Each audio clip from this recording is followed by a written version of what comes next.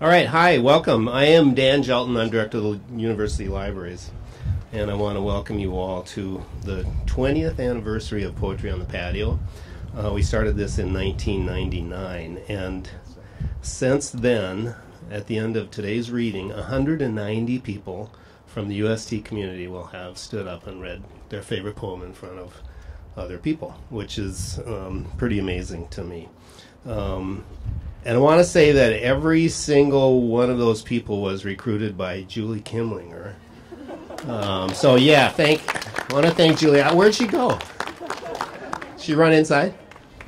Because believe it or not, it's not that easy to get people to agree to do this. So I also want to thank Ann Zawistoski, our new Associate Director for Research and Outreach. She did a little project this month. It's National Poetry Month, of course.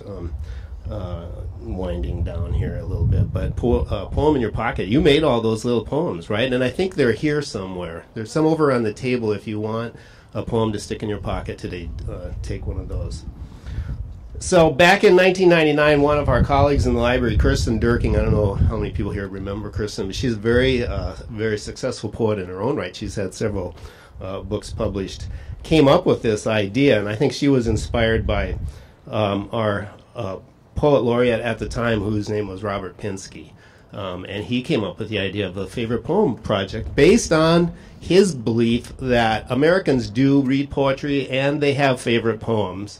And wouldn't it be cool to get some of people together and have them read those poems? So it started events like this all over the country, and we said, let's try that here. And we have done this every year since then.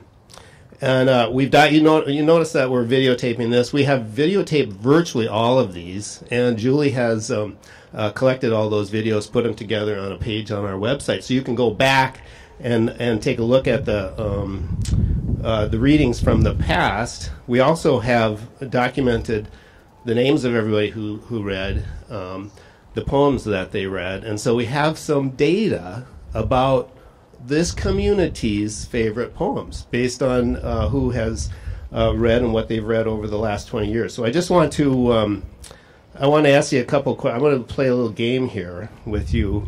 Now this data is before today, so it's really 19 years of data, I guess is more fair to say. But I would like to see if you guys know which poet has been read the most often.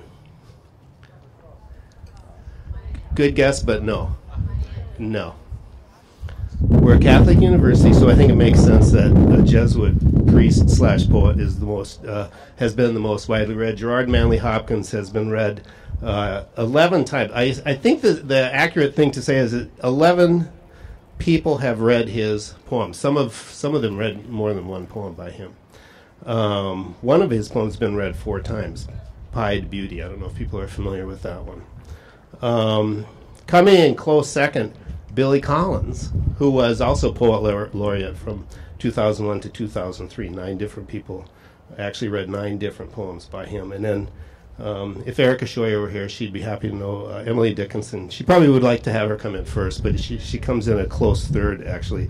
8 different poems have been read. One was read 2 times. It was called In the Library. All right, so here's my second question for you is, which poem has been read the most often? So this I guess based on our experience, this is St. Thomas's favorite poem.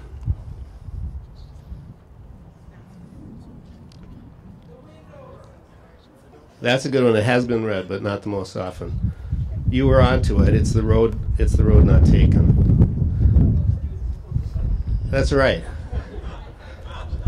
Read 6 times, so over the course of 19 years.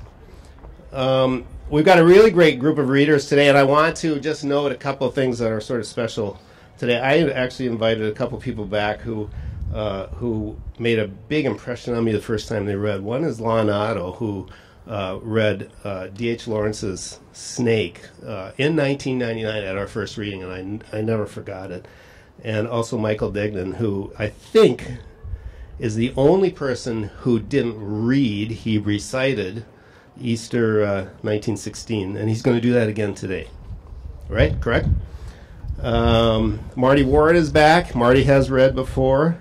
Happy to have him return. And then we have a very special guest, Irish poet Tony Curtis, who is this year's winner of the O'Shaughnessy Poetry Award. You may have seen this poster around campus with Tony and his horses. Ponies. You're going to like my poem, Tony, because there's a pony in my poem. Let's see, this is the reading. There's a couple things here. I guess the main thing, though, is 7:30 Friday in the auditorium right there in JRC. Tony is going to do a reading. So come back for that. And Tony's actually following our rules. So the rule here is you do not read your own poetry. You read someone else's poetry, your favorite poem, right? So he's actually not reading his own poem today. So thank you for following the rules. All right. So the way this works, I hope everybody has the program, okay, or the list, the roster. And what you do is come up here when your name comes up, tell us who you are, why is this poem special to you, and then read it to us, okay? So we never know how long this event is going to take because we don't tell people what to read. It's a potluck. You bring your own poem and that's the way it works. So this could run a little bit longer today than usual. I'm actually going to read the poem that I read at our first event. So this might be, so I've read 20 times. I'm the only person that reads every year. It's one of the perks of my job. I just wanted to go back to the first one I read because maybe this is my favorite poem. I don't know. It's called A Blessing. I want to say one other thing. So Robert Pinsky, who started this whole idea, actually eventually published a book called America's Favorite Poems. It's a really great anthology, and many of the poems that have been read here are in here, some of which are going to be read today, including the one I'm reading. So check that out. I just realized the library doesn't own it, so I'm going to have to... Talia has to order it, yeah. So James Wright, one of my favorite poems, he taught at McAllister in the early 60s for 2 or 3 years, I guess. And so several of his poems are situated in Minnesota because of that, which is cool. And I just love this poem. Now, this is also the first time ever I've had to wear glasses, which is another indication of the passage of time here. A Blessing by James Wright. Just off the highway to Rochester, Minnesota, twilight bounds softly forth on the grass, and the eyes of those 2 Indian ponies darken with kindness. They have come gladly out of the willows to welcome my friend and me. We step over the barbed wire into the pasture where they have been grazing all day alone. They ripple tensely. They can hardly contain their happiness that we have come. They bow shyly as wet swans. They love each other. There is no loneliness like theirs. At home once more, they begin munching the young tufts of spring in the darkness. I would like to hold the slenderer one in my arms, for she has walked over to me and nuzzled my left hand. She is black and white, her mane falls wild on her forehead, and the light breeze moves me to caress her long ear that is delicate as the skin over a girl's wrist. Suddenly I realize that if I stepped out of my body, I would break into blossom.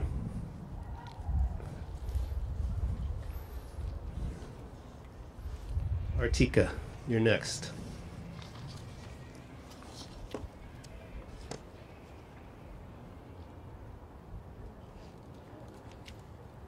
Good afternoon. I'm Artika Tyner. I'm the Vice President of Diversity and Inclusion and also a proud Tommy, a Tommy times 3, so also a proud member of our Alumni Association as well. The poem that I chose is called The Negro Mother, but for me it had more context. If I think about for myself being a first-generation student coming here to St. Thomas and living out the legacy of my maternal foremothers who came before me to pave a way for my educational dreams. So I love that new hashtag that I'm my ancestors' wildest dreams. So this poem by Langston Hughes really captures that very essence.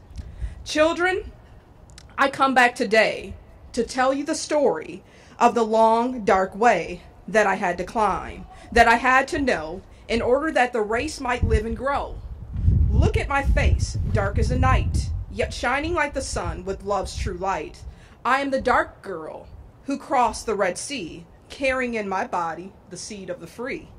I am the woman who worked in the field, bringing the cotton and corn to yield. I am the one who labored as a slave, beaten and mistreated for the work that I gave. Children sold away from me. My husband was also sold too. No safety, no love, no respect was I due. 300 years in the deepest south, but God put a song and prayer in my mouth. God put a dream like steel in my soul. Now through my children, I'm reaching the goal. Now through my children, young and free, I realize a blessing deed to me. I couldn't read then, I couldn't write. I had nothing back there in the night. Sometimes the valley was filled with tears, but I kept trudging on through the lonely years. Sometimes the road was hot with the sun, but I had to keep on till my work was done. I had to keep on, no stopping for me. I was a seed of the coming of the free. I nursed a dream that nothing could smother, deep in my breast, the Negro mother. I had only hope then, but now through you, dark ones of today, my dreams must come true. All you dark children in the world out there, remember my sweat, my pain, and my despair. Remember my years heavy with sorrow, and make of those years a torch for tomorrow. Make of my past a road to the light, out of the darkness, the ignorance, the night. Lift high my banner out of the dust. Stand like free men, supporting my trust. Believe in the right, let none push you back. Remember the whip and the slaver's track. Remember how the strong in struggle and strife still bar you the way and deny you life. Impel you forever up the great stairs, for I will be with you till no white brother dares keep down the children of the Negro mother. So with that, I call next Mary.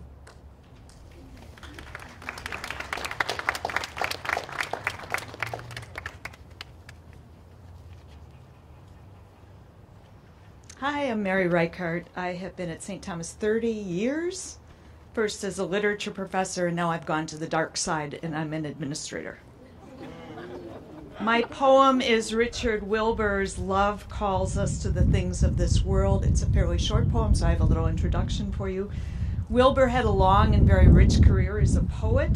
Born in 1921, he published his first collection at the age of 26.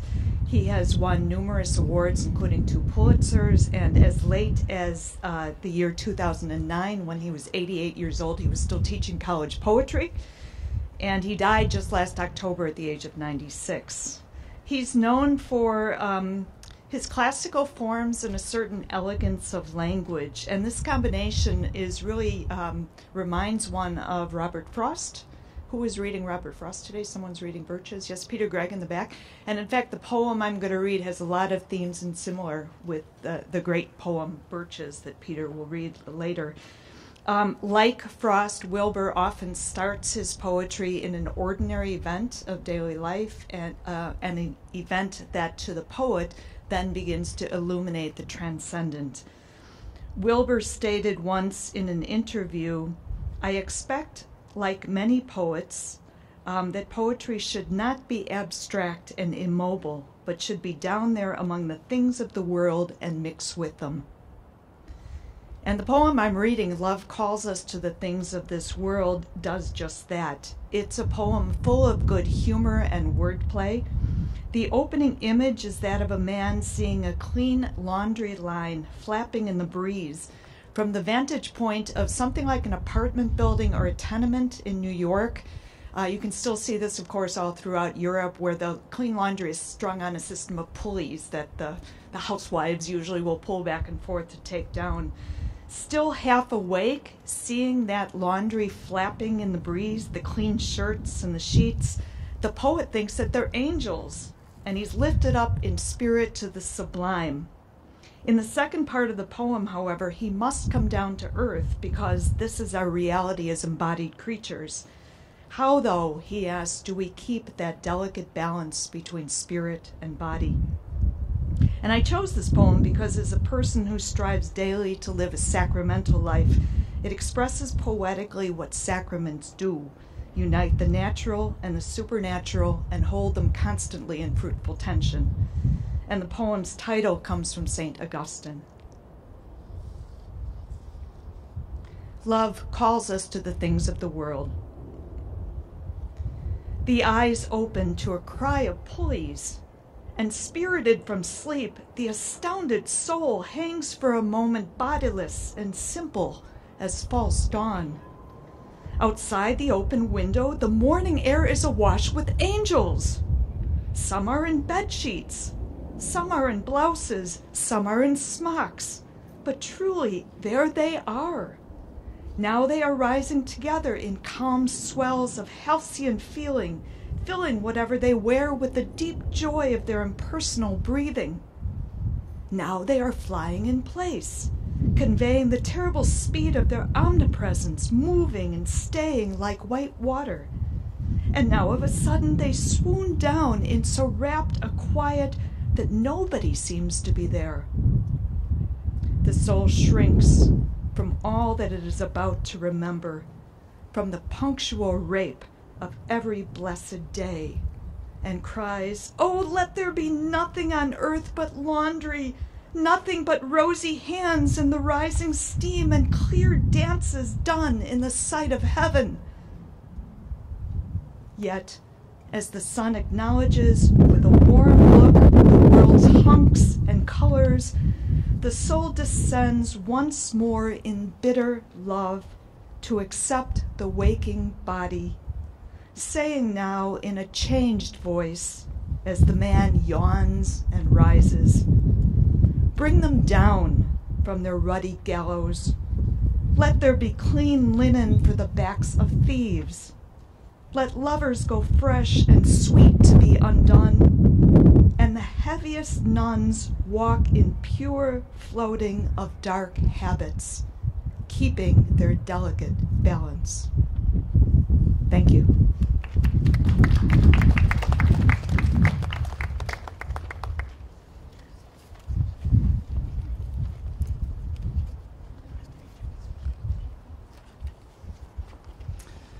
I'm Marty Warren from the English department, and today I've chosen to read Postscript, which is a poem by Seamus Heaney.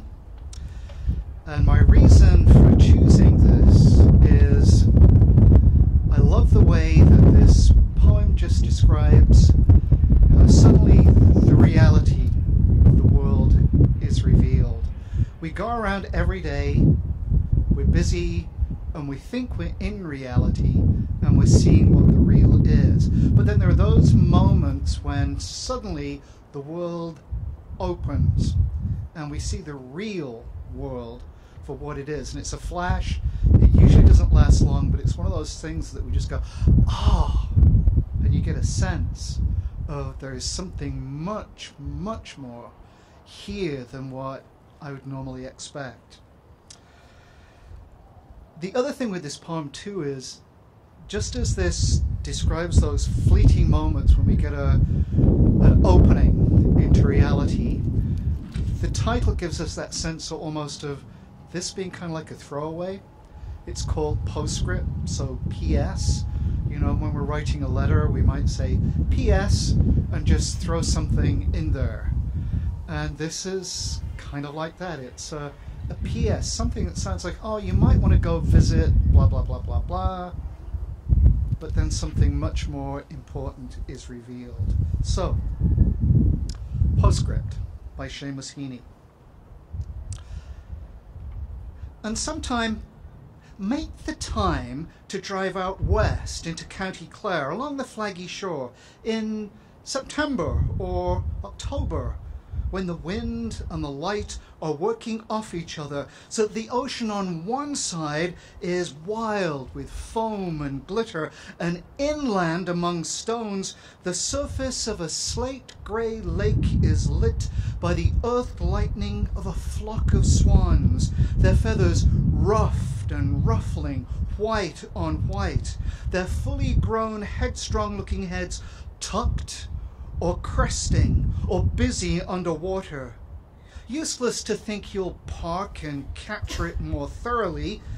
You are neither here nor there, a hurry through which known and strange things passed, as big, soft buffetings come at the car sideways and catch the heart off guard and blow it open.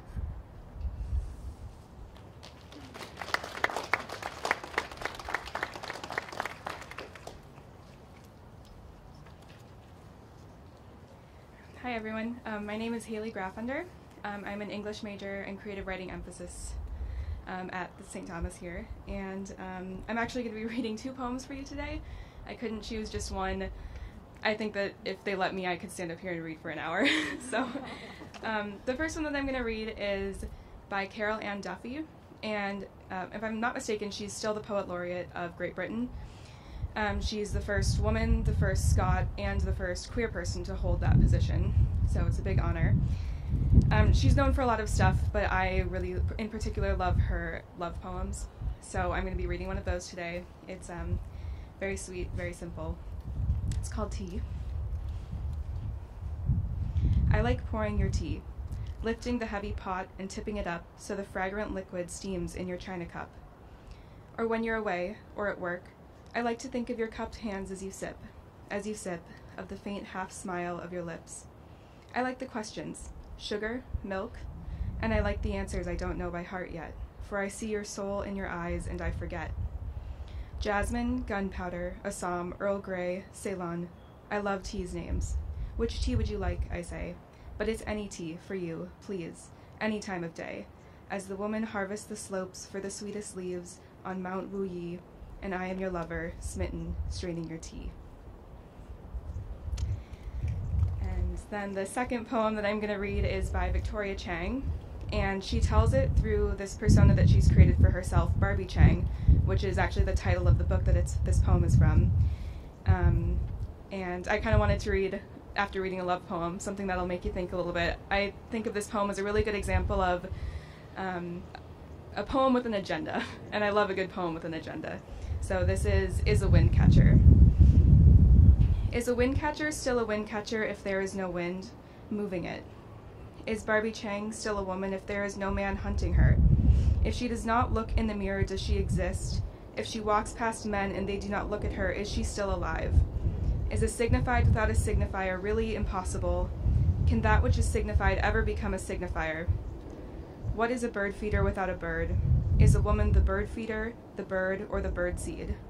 The moon at night stretches on her bed like a blue dress. When it goes down, a child foolishly believes it is gone. Thank you.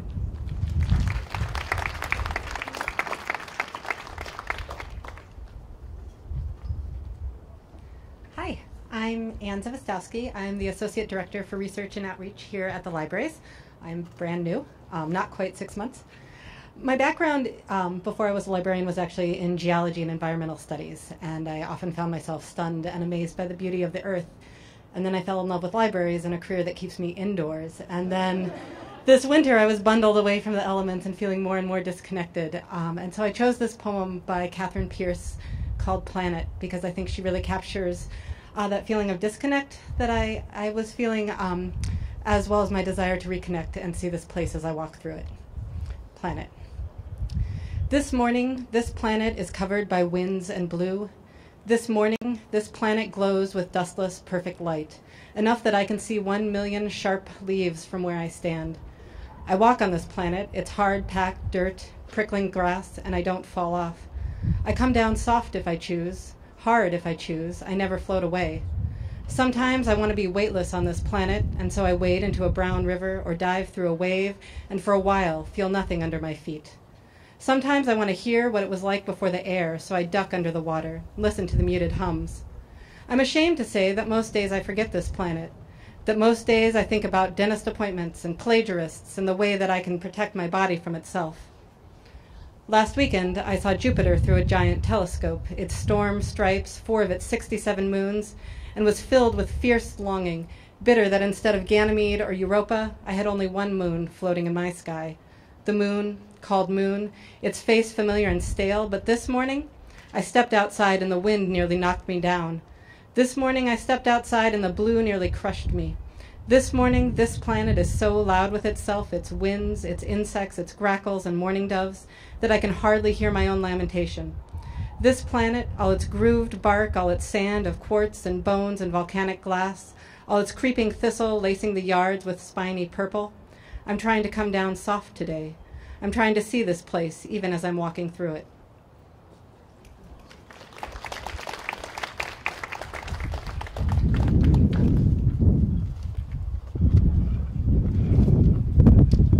Hi everybody, my name is Jordan Osterman, and as the tallest guy here, I'm just going to lead. First off, just want to say congratulations to Dan and Julie on 20 years and a phenomenal tradition that you've nurtured here, and one that I experienced as a student and undergrad here attended, so a pretty cool full circle moment for me to be attending now as an alum and a staff member here. And when Julie emailed me, I was pretty quickly flashed back to being an undergrad in the building behind me, which in 2007 is where I attended my first ever class at St. Thomas, which is 8:15 a.m., Kelly Larson's English 190 course. And I sat next to a young woman named Gina, who, as we worked throughout the semester with poetry, was just flabbergasted by my aversion to poetry and couldn't understand why I didn't enjoy working with them. And throughout that semester and then over the next 11 years, it's one of many ideas that she has brought me around to as she became later my girlfriend, my wife, now the mother of my child, who we both very much enjoy raising with the love of poetry in our household. So that was something, as I thought about what poem to read as well, my mind flashed back to that very first class in the years now with Gina. And the poem that I want to read today was one that didn't come up in that class but came later on in our undergrad time, where I kind of had an epiphany as I was an aspiring journalist and working to hone the craft of how to set a scene and to have detail and bring people into a time and place, which is part of the craft of what journalists look to do, and recognizing that could be done so beautifully in poetry. So the man I'm reading from today, Philip Levine, was a Pulitzer Prize winning poet from Detroit. This actual poem that I'll be reading, I remember being in my house, and when it kind of struck me like a lightning bolt that you could do this in the form of poetry, that was something that I will always remember. So the poem is called On 52nd Street. Down sat Bud, raised his hands, the deuces silenced, the lights lowered, the breath gathered for the coming storm. Then nothing, not a single note. Outside, starlight from heaven fell unseen. A quarter moon, promised, was no show. Ditto the rain. Late August of 50, NYC, the long summer of abundance and our new war. In the mirror behind the bar, the spirits, imitating us, stared at themselves. At the bar, the tenor player up from Philly shut his eyes and whispered to no one. Same thing last night. Everyone been coming all week long to hear this. The big brown bass sighed and slumped against the piano. The cymbals held their dry cheeks and stopped chicking and chucking. We went back to drinking and ignored the unignorable. When the door swung open, it was Pettiford in work clothes, midnight suit, starched shirt, narrow black tie, spit-shine shoes, as ready as he'd ever be. Eyebrows raised, the Irish bartender shook his head. So Pettiford eased himself down at an empty table, closed up his Herald Tribune, and shook his head. Did the TV come on? Did the jukebox bring us Dinah Washington? Did the stars keep their appointments? Did the moon show, quartered or full, sprinkling its soft light down? The night's still there, just where it was, just where it'll always be without its music. You're still there, too, holding your breath. Bud walked out.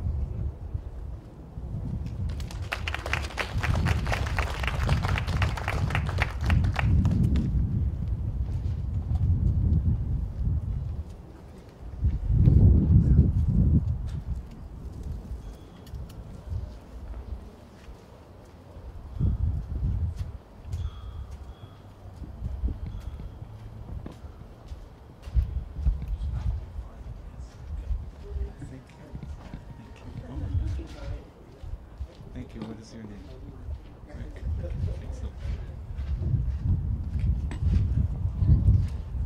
Well, good afternoon. I'm Michael Degnan from philosophy, and I've been teaching here over 30 years, and I seem to know less and less as I go. This poem by William Butler Yeats, Easter 1916, is one that I've recited at my father-in-law's Irish gatherings, usually a week after St. Patrick's Day, and they had a section that focuses on the 1916 taking of the post office, the executions that followed. William Butler Yeats was chiding the people of Ireland in September of 1913, saying that they were too busy with their religion, with their money-making, and that the true Ireland was dead and gone with O'Leary in the grave. So 3 years later, when he sees what these Irishmen have done, he pens this poem of 4 stanzas. The first speaks of the ordinariness of these individuals. The second gives you a sketch of a few of them. And the last 2 speak of the cost of sacrifice. And as I have read this, I thought it applies not only to Ireland, but to any country, people seeking freedom from oppression and the costs that they have to give. Easter 1916. I have met them at close of day, coming with vivid faces from counter or desk among grey 18th century houses. I've passed with a nod of the head, or polite meaningless words, or said polite meaningless words, thinking, before I had done, of a mocking tale or a jibe to please a companion around the fire at the club, being certain that they and I but lived where motley is born. All changed utterly. A terrible beauty is born. That woman's days were spent in ignorant goodwill, her nights in argument until her voice grew shrill. What voice more sweet than hers when, young and beautiful, she rode to harriers? This man had kept a school and rode our winged horse. This other, his helper and friend, was coming into his force. He might have won fame in the end, so sensitive his thought, so daring and sweet his thoughts.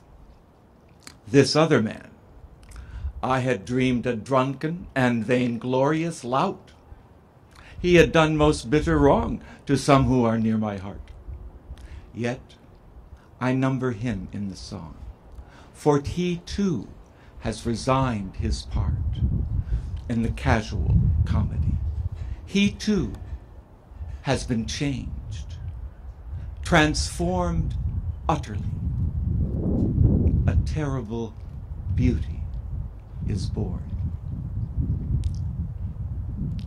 Hearts with one purpose alone seem enchanted to a stone to trouble the living stream.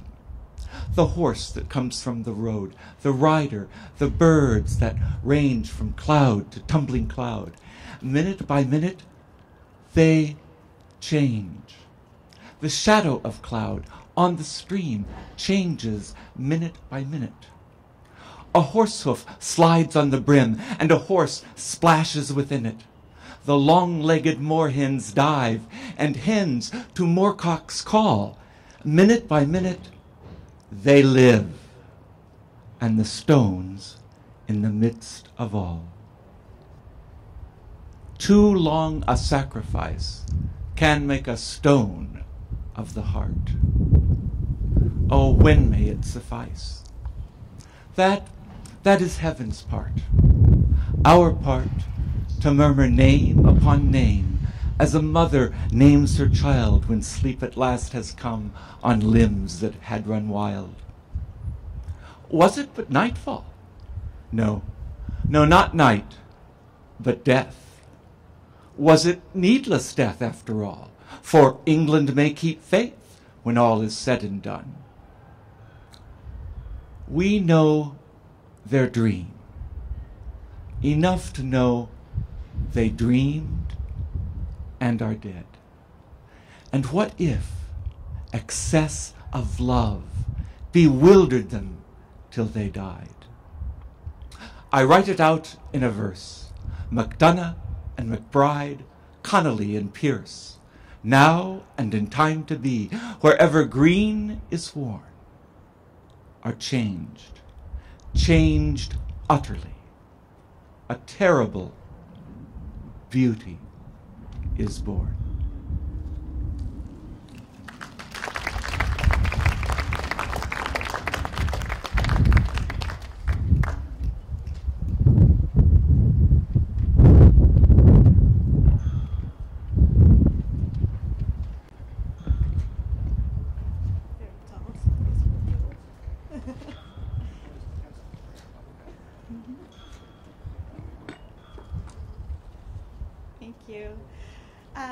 Hi, my name is Paola Ehrmanntraut. I've been here since 2009 teaching Spanish and Latin American culture. I'm going to read a Polish author in translation with an Argentinian accent. So here we go. Probably poorly too. So her name is Wislawa Szymborska, Nobel Prize, and to me is a very special author. When I see things that really upset me, I usually reach out for one of her books and read some of her poems. She's sometimes a compass, sometimes an amulet, a talisman, and sometimes it's like one of those grotesque bottles of ibuprofen I buy at Costco, right, to keep my headaches from taking over. So she's all of those things and so much more. So she has beautiful, heavy poems. This one is kind of in the middle. So it's called A Contribution to Statistics. Out of 100 people, those who always know better, 52. Doubting every step, nearly all the rest. Glad to lend a hand if it doesn't take too long, as high as 49. Always good because they can't be otherwise, 4, well, maybe 5. Able to admire without envy, 18. Suffering illusions induced by fleeting youth, 60. Give or take a few. Not to be taken lightly, 44. Living in constant fear of someone or something, 77. Capable of happiness, 20-something, tops. Harmless singly, savage in crowds, half at least. Cruel when forced by circumstances, better not to know even ballpark figures. Wise after the fact, just a couple more than wise before it. Taking only things from life, 30, I wish I were wrong. Hunching pain, no flashlight in the dark, 83 sooner or later. Righteous, 35, which is a lot. Righteous and understanding, 3. Worthy of compassion, 99. Mortal, 100 out of 100. Thus far, this figure still remains unchanged. Thank you.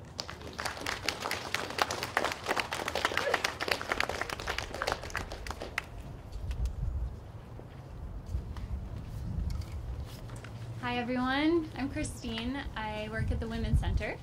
I'm going to read a poem for you today. Thank you. I think so. Can you guys still hear me? Okay, excellent. So I'm going to read a poem by Ted Kooser today. And I chose this poem because when we were asked to choose poems, spring was still hiding in the snow. And I found this little message of hope tucked inside this poem very reassuring at the time. So I'll share it with you today. Screech Owl.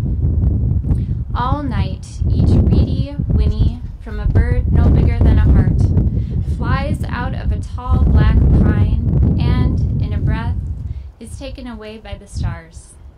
Yet, with small hope, from the center of darkness, it calls out again and again. Thank you.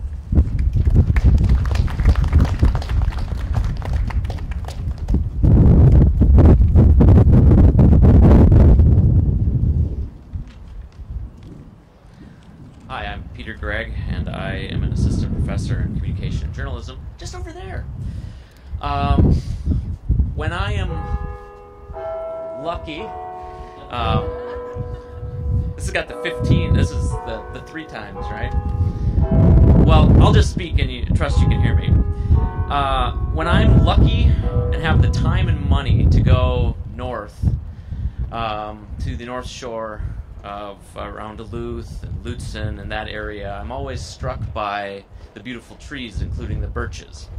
And when I see them, I am brought back to the first time that I encountered the poem Birches by Robert Frost, which was in high school. It was actually in choir. We were singing adaptations of Frost's poems as music. And I would recall the beautiful imagery in the first part, and I would recall the little boy in the second, and I was struck by that imagery. And so when I was invited to read a poem today, this poem, Birches by Robert Frost, came to me. And what I had neglected to remember was the narrator in the last part. And reading this poem now, I found that instead of having so much in common with the little boy, that I had a lot more in common with the narrator in the last part. So, when I see birches bend to left and right across the lines of straighter dark trees, I like to think some boy's been swinging them. But swinging doesn't bend them down to stay as ice storms do. Often you must have seen them loaded with ice a sunny winter morning after a rain. They click upon themselves as the breeze rises and turn many-colored as the stir cracks and crazes their enamel. Soon the sun's warmth makes them shed crystal shells, shattering and avalanching on the snow crusts, such heaps of broken glass to sweep away you'd think the inner dome of heaven had fallen. They are dragged to the withered bracken by the load, and they seem not to break. Though once they are bowed so low for long, they never right themselves. You may see their trunks arching in the woods years afterwards, trailing their leaves on the ground like girls on hands and knees that throw their hair before them over their heads to dry in the sun. But I was going to say, when truth broke in with all our matter of fact about the ice storm, I should prefer to have some boy bend them as he went out and in to fetch the cows, some boy too far from town to learn baseball, whose only play was what he found himself, summer or winter, and could play alone. One by one he subdued his father's trees by riding them down over and over again until he took the stiffness out of them. And not one but hung limp. Not one was left for him to conquer. He learned all there was to learn about not launching out too soon, and so not carrying the tree away clear to the ground. He always kept his poise to the top branches, climbing carefully with the same pains you use to fill a cup up to the brim and even above the brim. Then he flung outward, feet first, with a swish, kicking his way down through the air to the ground. So was I once myself a swinger of birches, and so I dream of going back to be. It's when I'm weary of considerations and life is too much like a pathless wood where your face burns and tickles with the cobwebs broken across it, and one eye is weeping from a twig's having lashed across it open, I'd like to get away from earth a while and then come back to it and begin over. May no fate willingly misunderstand me and half grant what I wish and snatch me away not to return. Earth's the right place for love. I don't know where it's likely to go better. I'd like to go by climbing a birch tree and climb black branches up a snow-white trunk toward heaven till the tree could bear no more, but dipped its top and set me down again. That would be good both going and coming back. One could do worse than be a swinger of birches.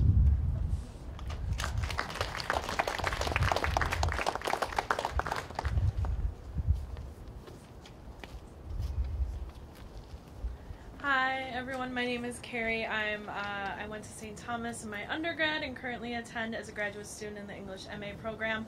Also work at the library and interlibrary loans, so I'm kind of entrenched as a Tommy.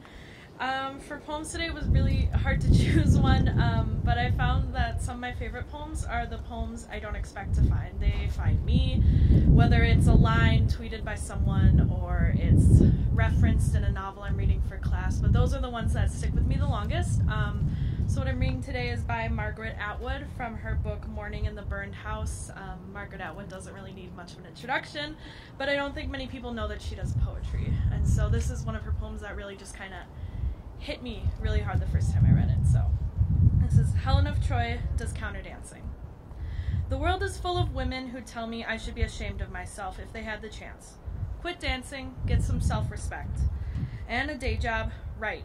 In minimum wage and varicose veins, just standing in one place for 8 hours behind a glass counter, bundled up to the neck instead of naked as a meat sandwich, selling gloves or something instead of what I do sell. You have to have talent to peddle a thing so nebulous and without material form. Exploited, they'd say. Yes, any way you cut it, but I have a choice of how, and I'll take the money. I do give value like preachers, I sell vision like perfume ads desire or its facsimile. Like jokes or war, it's all in the timing. I sell men back their worst suspicions, that everything's for sale and piecemeal. They gaze at me and see a chainsaw murder just before it happens, when thigh, ass, ink blot, crevice, tit, and nipple are still connected. Such hatred leaps in them, my berry worshippers. That or a bleary, hopeless love. Seeing the rows of heads and upturned eyes, imploring but ready to snap at my ankles, I understand. Floods and earthquakes and the urge to step on ants. I keep the beat and dance for them because they can. The music smells like foxes, crisp as heated metal searing the nostrils, or humid as August, hazy and languorous as a looted city the day after, when all the rape's been done already, and the killing and the survivors wander around, looking for garbage to eat, and there's only a bleak exhaustion.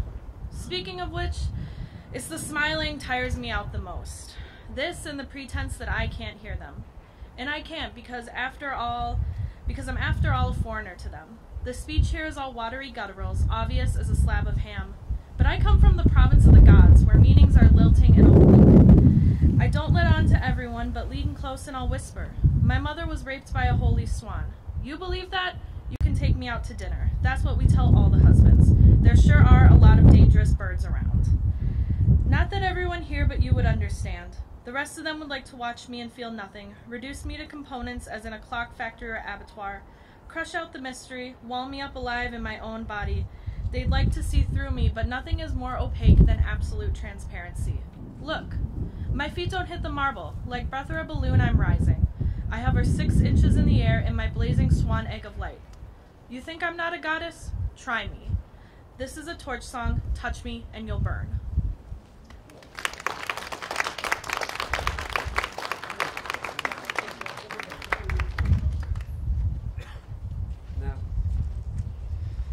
Hello, good morning, good day.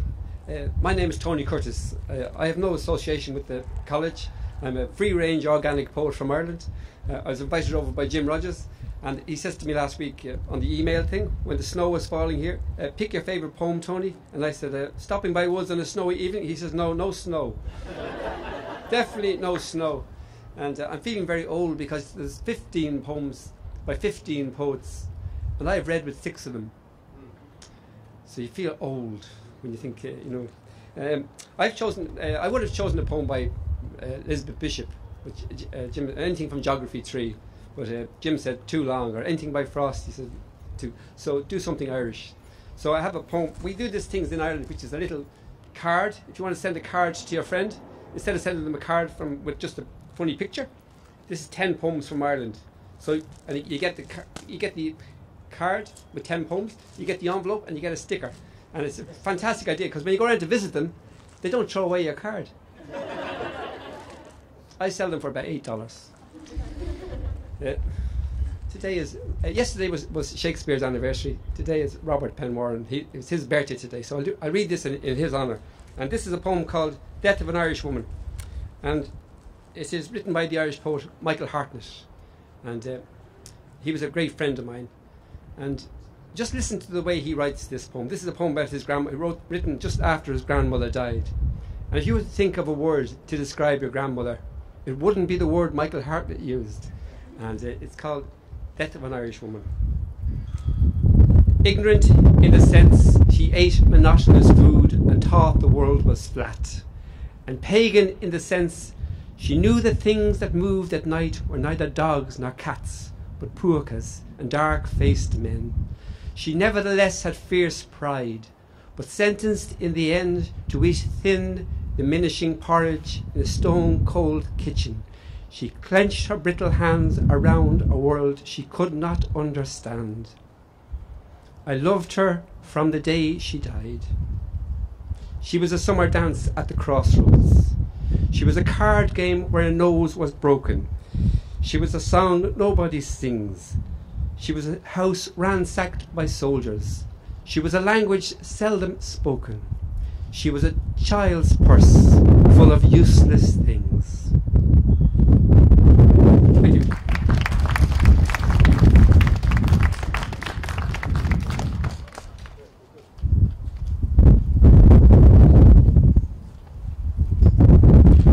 I'm Lon Otto. I taught here in the English department for a few years, and my heart is still here, and it's most lovely to be standing here in this most beautiful part of the campus, I think, really the heart of the campus, with people who love poetry.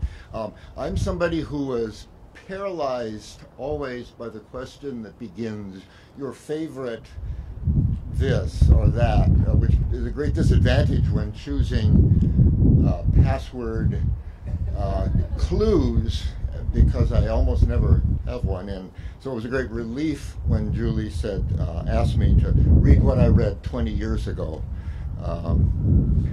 which cut through that problem. The poem is Snake by D.H. Lawrence. A snake came to my water trough on a hot, hot day, and I, in pajamas for the heat, to drink there. In the deep, strange, scented shade of the great, dark carob tree, I came down the steps with my pitcher, and must stand and wait, for there he was at the trough before me. He reached down from a fissure in the earth wall in the gloom, and trailed his yellow-brown slackness soft belly down over the edge of the stone trough, and rested his throat upon the stone bottom. And where the water had dripped from the tap in a small clearness, he sipped with his straight mouth, softly drank through his straight gums into his slack, long body, silently. Someone was before me at my water trough, and I, like a second comer, waiting.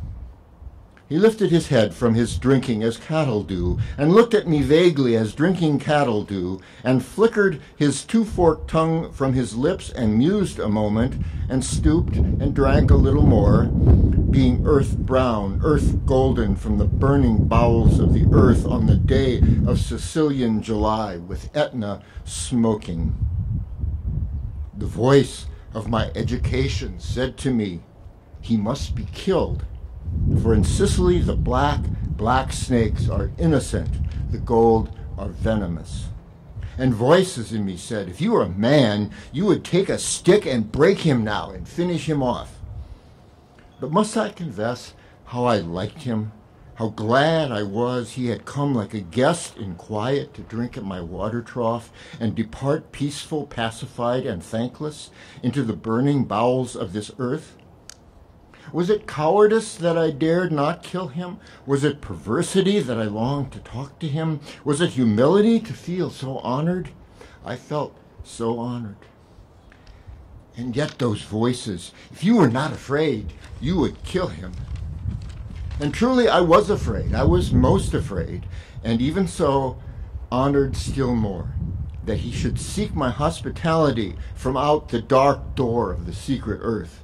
He drank enough and lifted his head dreamily as one who has drunken, and flickered his tongue like a forked knight on the air so black, seeming to lick his lips, and looked around like a god unseeing into the air and slowly turned his head and slowly, very slowly, as if thrice a dream, proceeded to draw his slow length curving round and climb again the broken bank of my wall face. And as he put his head into that dreadful hole, as he slowly drew up, snake easing his shoulders, and entered farther, a sort of horror, a sort of protest against his withdrawing into that horrid black hole, deliberately going into the blackness and slowly drawing himself after, overcame me now his back was turned. I looked round, I put down my pitcher, I picked up a clumsy log and threw it at the water trough with a clatter. I think it did not hit him, but suddenly that part of him that was left behind convulsed in undignified haste, writhed like lightning and was gone into the black hole, the earth-lipped fissure in the wall front, at which, in the intense, still noon, I stared with fascination. And immediately I regretted it. I thought, how paltry, how vulgar, what a mean act. I despised myself and the voices of my accursed human education. And I thought of the albatross, and I wished he would come back, my snake. For he seemed to me again like a king in exile, uncrowned in the underworld, now due to be crowned again. And so I missed my chance with one of the lords of life, and I have something to expiate, a pettiness.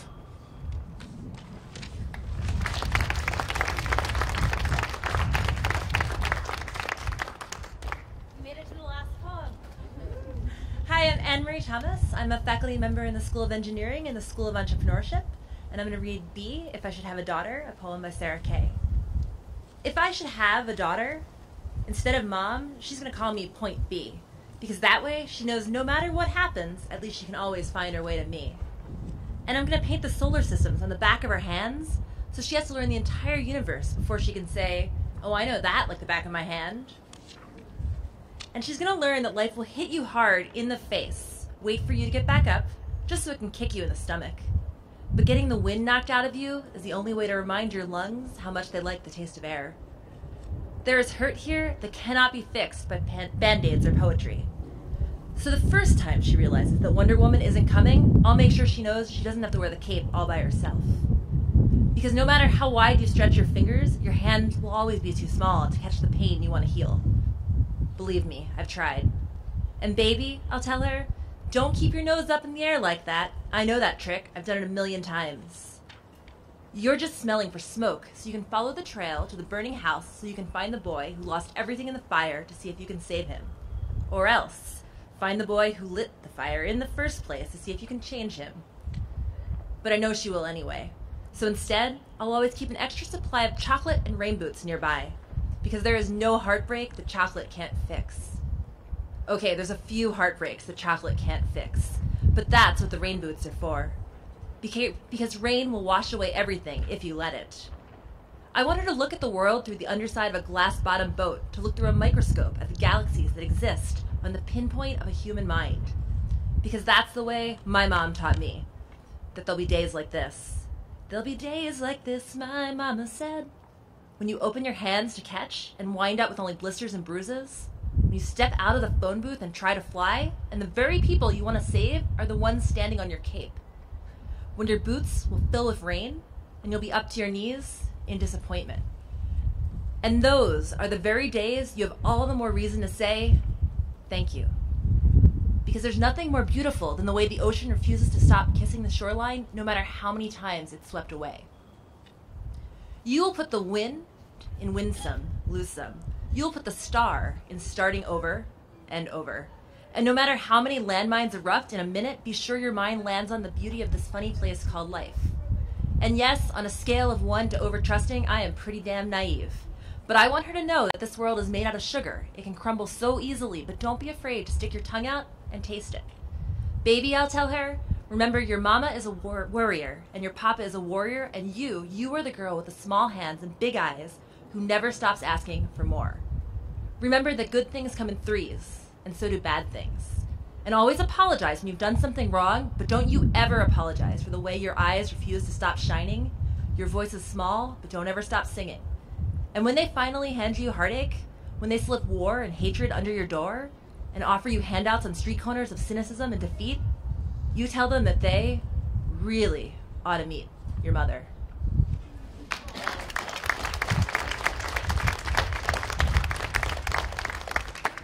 Thank you all very much. You picked great poems and you read them beautifully.